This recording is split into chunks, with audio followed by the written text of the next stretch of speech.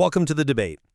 Our focus today is on SK Telecom T1, or T1 as they're known now, and their historic, really multi-generational dominance across the League of Legends World Championships. The material we're looking at gives us this incredible view of an empire of success. But, it raises a pretty fundamental question about how that success was truly built. Yeah, the source material is just packed with these compelling moments, right? And we have to figure out what really powered that consistent cycle of victory. Was it, like you said, driven by the individual mechanical mastery, the sheer skill of their star players?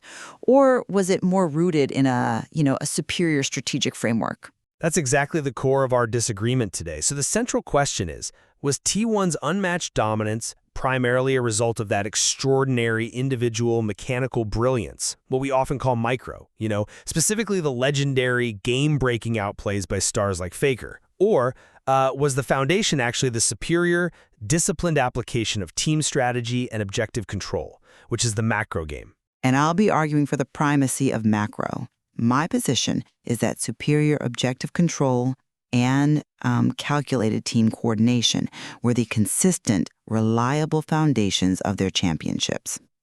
And I'm going to contend that their dominance was fundamentally driven by these singular moments of individual micro-genius, plays that consistently destabilized opponent strategies and crucially secured the momentum needed for the whole system, the whole strategy, to even function effectively.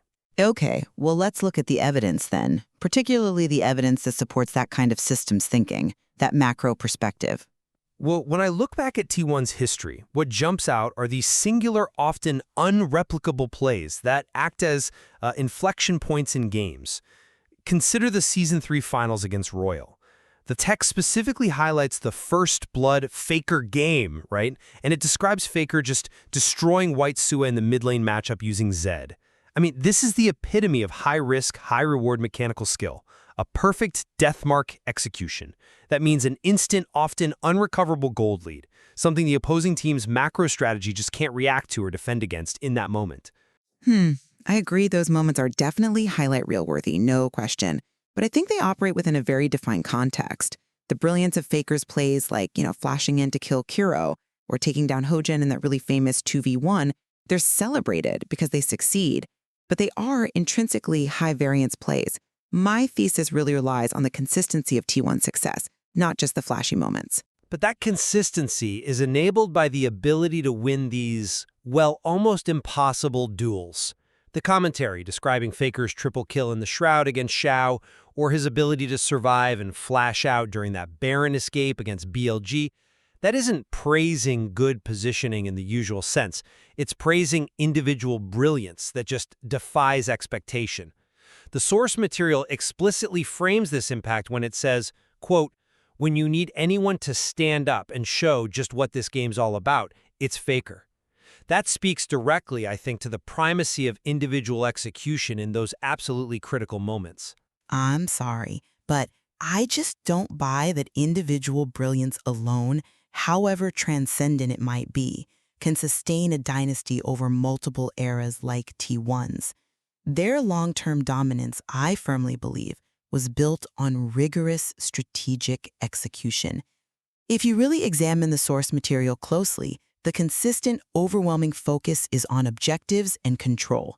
The commentary notes T1 are already etching their name on that cup while simultaneously going for this second inhibitor turret. Sure, but they can only go for that inhibitor safely if the skirmish is already won, or if the enemy team is somehow handicapped, right? Not necessarily. The text actually states they were taking that turret when the enemy team doesn't even have 5 people here. Now, that's not really a micro win in the moment. That is calculated map manipulation. And we see this again in the detailed descriptions of winning team fights. Tom Kenj was trying to come in for a larger flank. They had TP coming. Everything was set up. This points to Plant's coordination, where players like Wolf, Gorilla, and Marin are creating this perfect envelope of safety and zoning that allows the carry to perform their mechanics. Okay, I agree. Coordination is obviously present. It has to be. But I want to push back a bit on the interpretation that this coordination is the foundation. Let's maybe address the core conflict directly, the role of that game-breaking outplay versus the strategic zoning. How can we possibly discount the raw impact of plays like the 2v1 kill on Hojan? These individual moments provided gold leads or map access, like remember securing a turret immediately after Piglet's play that fundamentally enable the macro game to proceed from a position of advantage. Without that initial micro win, the macro opportunity often becomes contested, much more dangerous. Right. While I've conceded that individual fight wins are, of course, necessary components, let's maybe pivot our focus slightly to the application and the containment of those leads. You praise the high-risk 2v1, but the source also notes, importantly, when Faker eventually goes down, which indicates that the microcentric approach carries inherent volatility. The truly consistent factor, in my view, was the team's ability to zone properly and set up the battlefield. The text explicitly notes how SKT's zone is properly ran down the fight. This isn't random. It's calculated positioning, forcing teams like Royal to completely back off, or allowing T1 to just roll through to, an almost uncharacteristic 20-minute game sometimes. The macro strategy is the structural guarantee of consistency. But the structure exists to capitalize on the flair, on the moments of brilliance. If the individual player loses their lane matchup hard, or if a key early skirmish is lost, the team then has to spend valuable map resources just covering that disadvantage. Consider that early game example from the text, Ryze being last picked into Cassiopeia and then getting completely destroyed. That individual matchup victory destabilized the opponent's entire strategic draft long before any significant objective pressure could even be exerted. The micro win provides that initial foundational instability that the macro game can then systematically exploit. Okay, that brings us to what I think is a crucial distinction: sustained pressure versus objective prioritization. If we look across the source material, T1 had some games lasting, 43 minutes, nearly 44, and then they had these incredibly swift demolitions. That acceleration of victory, that ability to close games quickly, was driven by focused objective plays. When T1 secured Baron for a second game in a row specifically to work the lanes, that's strategic prioritization in action. They weren't just relying on pulling off the next outplay. They were systematically translating existing gold leads into structural map damage by focusing on key points like that inhibitor turret. But I would argue that the ability to safely execute those objective takes still depends entirely on creating the space through individual wins immediately beforehand. Let's revisit that high-stakes Baron fight described in the source. Okay, T1 wants the objective, the Baron, but what makes it safe? Well, Faker takes down Prey, and Bangshi secures a double kill, and then the ace. Exactly my point, in a way. Well, yes, but that individual execution created the opportunity for the team to take the objective safely. The Baron take itself is macro, I grant you that, but the safe window to execute it is dictated by the preceding micro kills. If Faker doesn't execute perfectly on Prey in that moment, the Baron take becomes contested, it becomes high risk and potentially game-losing. The micro is the prerequisite for the safe macro. I challenge the premise slightly that the kills were the only prerequisite. I think the Baron situation actually demonstrates superior control over the opponent's aggression and timing. The text says T1 was baiting the Baron out, kind of dancing around the pit until it was down to, 2,300 HP? They were calculating the exact margin of error. The opposing team was essentially forced to engage, but on T1's terms, because of the strategic pressure T1 had already built. That setup then made the individual picks possible, maybe even likely. So this calculated objective management is a strategic win, using skirmish victories opportunistically, yes, but not relying on them as the primary engine of victory. It's systems thinking dominating brute force, essentially.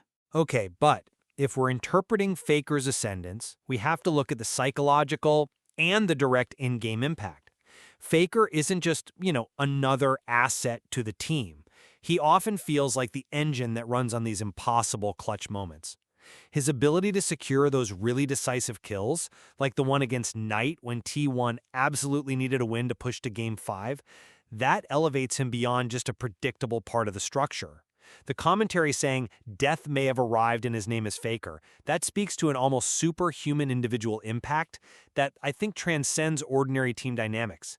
He provides the belief and the raw momentum that allows the macro structure to hold firm even under extreme game-breaking pressure. I definitely agree that Faker is a unique generational player. but to completely separate him from the structure around him feels like an analytical error to me. His ascendance, as the commentary puts it, is only really possible because of the system his teammates provide. The text specifically states, quote, "Owner here to save his main laner once again." I mean, that explicitly shows the fundamental protective layer provided by the rest of the roster. Faker's allowed to take those high-risk, aggressive positions because he has deep confidence in his team's strategic awareness and their ability to peel for him, to protect him. But that framing suggests he's merely the beneficiary of the strategy, when so often he seems to be the architect of the chaos that forces the strategy to adapt and shift in the first place. I have to disagree there. Look at the broader context of the final fights described. They often involve this cascade of team synchronization. The wild growth used perfectly by Bang, the crescendo catching multiple enemy members, Guerrilla's successful engage setting things up. So while Faker might deliver the final flare, the flashy kill, the team's synchronized movements, like that double kill for impact right after a full crescendo hit, set the entire stage. Strategy dictates the positioning.